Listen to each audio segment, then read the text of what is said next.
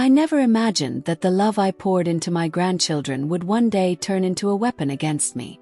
My name is Evelyn Harper, and at 78 years old, I've lived a life defined by quiet sacrifices. It all started 30 years ago when my daughter, Sarah, and her husband vanished from our lives. One morning they were there, arguing in the kitchen over bills and dreams that never materialized, and the next they were gone, leaving behind two wide-eyed toddlers, Emily, who was 4, and little Jacob, barely 2. The note on the table was brief. "We can't do this anymore. Take care of them. No apologies, no goodbyes." Just abandonment wrapped in cowardice. I was 48 then, still working as a schoolteacher in our small town of Willow Creek, Pennsylvania. My husband, Thomas, had passed away from cancer 5 years earlier, leaving me with a modest life insurance payout and our cozy 2-story home. I didn't hesitate. Those children became my world. I quit my job to raise them full-time, dipping into savings to cover daycare when I couldn't. Social services got involved briefly, but I fought tooth and nail for custody. "They're my blood," I told the judge. "I'll give them everything I have." And I did. The early years were a blur of scraped knees, bedtime stories, and endless parent-teacher conferences. Emily was a dreamer, always sketching fantastical worlds in her notebooks. Jacob was the practical one, building forts out of cardboard boxes and dreaming of becoming an engineer.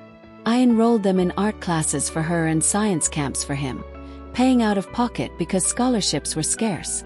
By the time they hit high school, I'd remortgaged the house to fund their extracurriculars.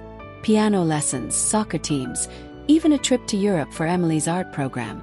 "Gran, you're the best," they'd say, hugging me tight. Those words were my fuel. College came next. Emily got into a prestigious art school in New York. Tuition $40,000 a year. Jacob chose engineering at Penn State, another $35,000. I cashed in my retirement accounts, took out loans in my name, and worked part-time as a tutor to make ends meet. "Don't worry about the money," I'd tell them. "Just focus on your futures." Emily graduated with honors, landing a job as a graphic designer. Jacob became a civil engineer, building bridges in Philadelphia. I beamed at their commencements, my heart swelling with pride. To help them start adult lives, I gifted each $20,000 for down payments on their first homes. Emily's cozy apartment in Brooklyn, Jacob's suburban house with a yard for his future family. Over the years, I calculated it all in a little notebook I kept hidden in my desk drawer. Not out of resentment, but as a reminder of my love's depth. Tuition, $300,000 combined. Living expenses during school, $50,000. Gifts, cars, weddings. Emily married a fellow artist, Jacob a teacher. Another $100,000. Miscellaneous. Braces, vacations, emergency funds for car repairs or job losses. Total, over $500,000. $500,000 from a widow's savings, scraped together penny by penny. I ate oatmeal for breakfast and mended my clothes instead of buying new ones. But it was worth it. They were my legacy. Then, last year, everything changed. It started with a persistent cough that turned into pneumonia. At 77, my body wasn't as resilient. I spent 2 weeks in the hospital, racking up $15,000 in bills even with Medicare. When I came home, weak and reliant on oxygen, I called Emily and Jacob. "I could use some help," I said softly. "Maybe with groceries or doctor visits." Emily promised to visit soon, but weeks passed with excuses, work deadlines, her husband's travel. Jacob sent a text. "Busy with the kids, Gran. Hang in there." Their children, my great-grandchildren, were 5 and 7 now, and I'd only seen them a handful of times. The loneliness gnawed at me. I'd call, leaving voicemails about my days, but responses were sparse. One evening, as I struggled to cook dinner with trembling hands, the phone rang. It was Emily. "Gran, how are you?" Her voice was bright but rushed. We chatted briefly, then she got to the point. "Listen, our roof is leaking. Insurance won't cover it all. Could you spot us $5,000? I hesitated for the first time. "Emily, I'm not well. The hospital bills. She sighed. Gran, you've always helped. This is an emergency. I wired the money, feeling a pang in my chest that wasn't just from the illness. Jacob called a week later. Gran, the car's transmission blew. Need $3,000 to fix it. Again I sent it, dipping into my dwindling savings. But as my health worsened, arthritis flaring, vision blurring, I needed them more than ever. Please come, I begged in a voicemail. Silence. The turning point came on a rainy afternoon in spring. I'd invited them for lunch, hoping to discuss my will and my needs. They arrived late, Emily with her designer bag, Jacob checking his watch. We sat in the living room, the same one where they'd played as kids. I served tea with shaky hands. I'm not doing well, I started. The doctor says I might need assisted living soon. But the costs. Emily interrupted. Gran, you're tough. You'll bounce back. Jacob nodded. Yeah, don't worry about that stuff. They steered the conversation to their lives. Emily's promotion, Jacob's new project. As they prepared to leave, I overheard them whispering in the hallway while I was in the kitchen fetching cookies. She's getting confused, Emily said softly. Forgetting things, repeating stories. If we play this right, we can petition for guardianship. Her assets would cover our debts. The mortgage, the kids' school. Jacob chuckled. Yeah, she's sitting on that house equity. Probably another $200,000 in savings. If we declare her incompetent, we manage it all. Easy target, she won't fight back. My heart stopped. I leaned against the counter, tears streaming. The cookies fell from my hands, shattering on the floor. They rushed in, feigning concern. Gran, are you okay? See, this is what I mean, Emily said, helping me up. But I saw the calculation in their eyes that night. Alone in bed, the betrayal sank in. For 30 years I'd been their rock, their bank. Now, frail and in need, I was a liability to exploit.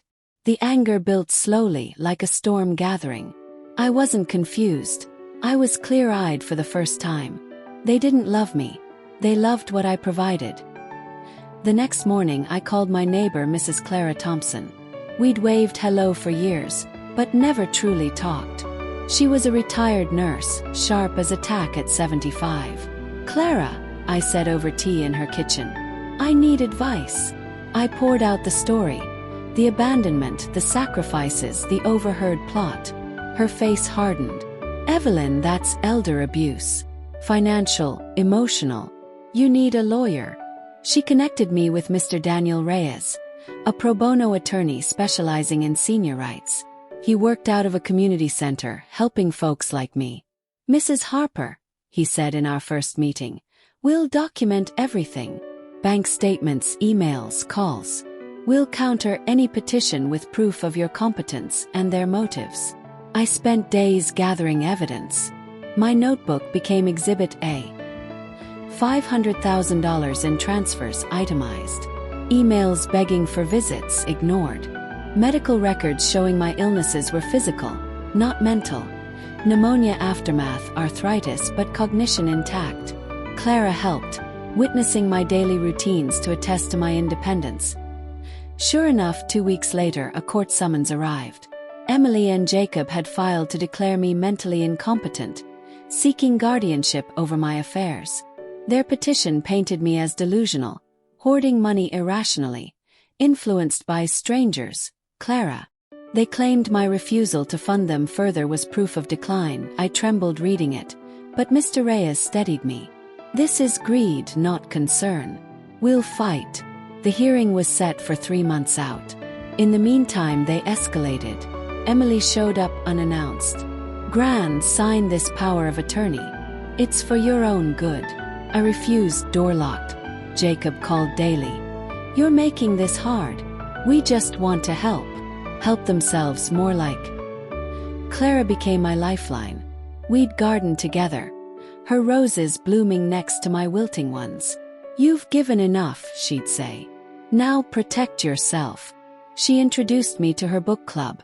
5 women, all survivors of family strife. Their stories mirrored mine. Sons demanding inheritances early, daughters guilting over duty. Blood doesn't entitle anyone to your soul, one said. My health stabilized with better meds. I rediscovered hobbies. Painting like Emily once did. I bought supplies with money I'd have sent them. Reading novels late into the night. Walks in the park, breathing fresh air without worry. But tension mounted. One night I found my mailbox rifled. Bills missing. Clara's security camera caught Jacob sneaking around. Trespassing, Mr. Reyes noted. We filed a restraining order. The court day arrived.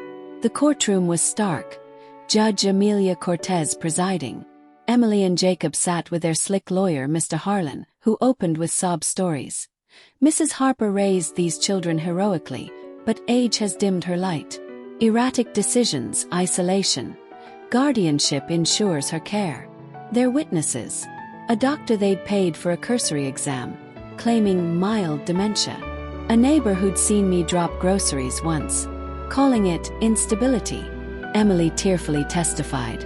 Gran forgets our birthdays now. She's paranoid, accusing us of theft. Jacob added. We've only ever wanted to repay her love, but she's changed. Mr. Reyes dismantled them, cross-examining Emily. When did you last visit without requesting funds? She stumbled. Show the court transfers. $10,000 last year alone. Jacob squirmed under questions about ignored pleas for help. My turn. I stood tall, voice steady. Your Honor, I raised them from toddlers. Gave my life savings. But when I needed them, they plotted to take what's left. I'm not incompetent, I'm awake. Clara testified. Evelyn manages her home flawlessly. Cooks gardens, reads. Her only decline is refusing exploitation. Medical experts confirmed. Full cognitive function. Bank records showed rational finances. Judge Cortez ruled. Petition denied. Evidence points to exploitation. Countersuit for elder abuse granted. $50,000 restitution. Permanent no contact. Victory tasted bittersweet. Emily stormed out. Jacob glared. But I was freed. I sold the house, netting $300,000 after debts. Moved to Sunny Meadows Retirement Community. Vibrant, with art classes, pools, friends. Clara visited often. We became like sisters. Hobbies flourished. I painted landscapes, volunteered at shelters. Great-grandchildren. I sent cards, but no more. True care comes from chosen family. Clara, the book club, neighbors who check in without asking for a dime. Is 78. I've learned. Sacrifice has limits. Love yourself first, or others will drain you dry. My silent years are over. Now I live aloud.